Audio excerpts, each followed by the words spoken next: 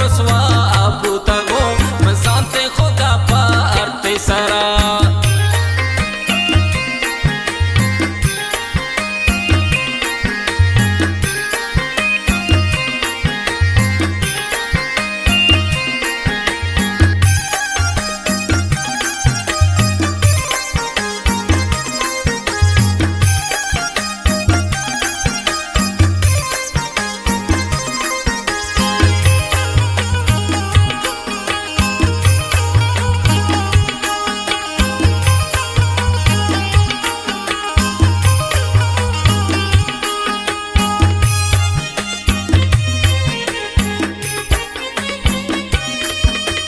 चिंका मखवारी परतवा मन जिंदगी वती को तबा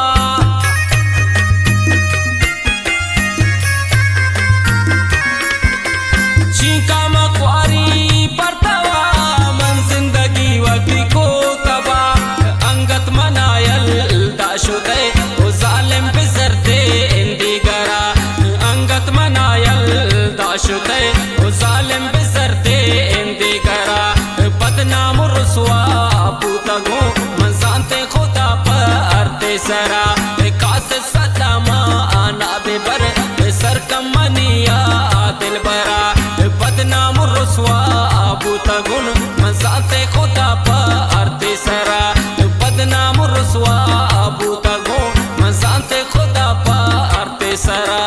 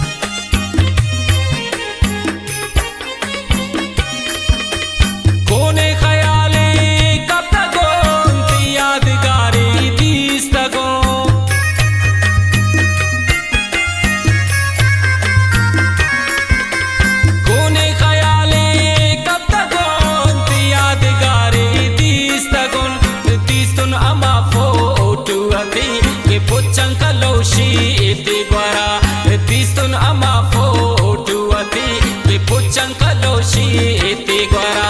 बदनाम रसवा बूता गो मसाते खुदा पर ते सरा कास सलामा आना बेबर सर कमनिया दिल बरा बदनाम रसवा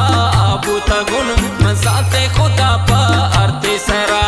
बदनाम रसवा बूता गो मसाते खुदा पर ते सरा